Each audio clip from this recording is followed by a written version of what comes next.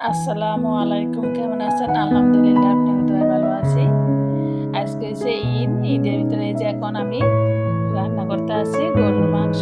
এখন তেলের ভিতরে পেঁয়াজ দিয়ে দিলাম, আর দিয়ে দিলাম দারচিনি, তেজপাতা। এখন দিয়ে দিব এলাচ, লং দিয়ে দিলাম।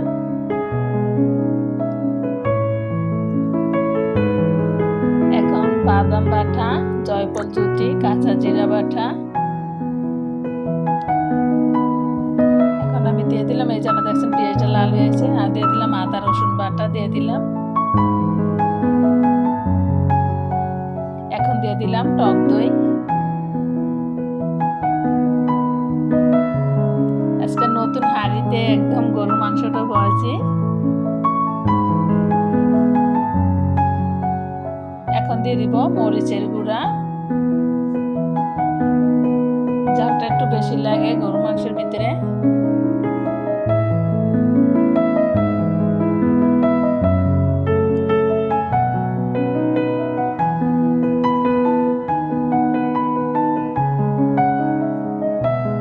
এখন দিয়ে দিব হলুদের গুঁড়া দিয়ে দিলাম। এখন দিয়ে দিলাম লবণ।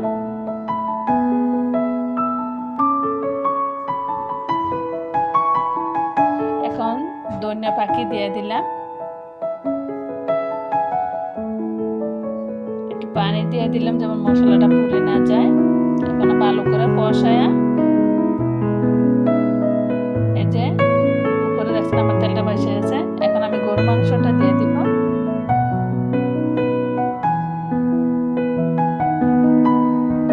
এখন এই যে আমি গরুর মাংসটা দিয়ে দিলাম। এদিকে আমি 3 কেজি গরুর মাংস নিয়েছি, 3.5 কেজি।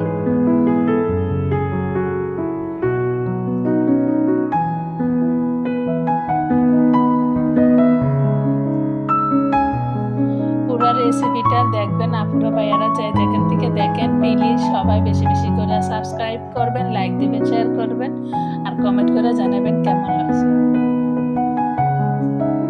প্লিজ আপুরা সবাই বেশি বেশি করে লাইক দিবেন, ভিডিওটা শেয়ার করে দিবেন, কমেন্ট করে জানাবেন। এতদিন এখন এই যে গরুর মাংসটা দেওয়া হয়ে গেছে গা। এখন আমি কিছুক্ষণ পর পরে আবার লাড়া দিব আর ঢাকনা দিয়ে ঢেকে দিব, যেহেতু ভালো করে কষায়। গরুর মাংস খেতে কিন্তু অনেক ভালো লাগে, আবার এটা নরম সফট হয়। এখন আমি ঢাকনা দিয়ে ঢেকে দিব। এই যে দেখছেন আমি কিছুক্ষণ পর পর কিন্তু লাড়া দিতাম। ভালো করে কষালে কিন্তু গরুর মাংসটা কষানোর ভিতরে কিন্তু ভালো করে সিদ্ধ হয়ে যায়। এখন দিয়ে দিলাম গরম পানি, ফুটানো গরম পানি দিয়ে দিলাম। এখন দিয়ে দিলাম টালা জিরার ফাঁকি দিয়ে দিলাম। আমার গরুর মাংসটা রান্না কিন্তু হয়ে গেছে গা, ঝটপট হয়ে গেছে গা আমার গরুর মাংস রান্না। এই যে দেখছেন গরুর মাংস রান্না হয়ে গেছে গা।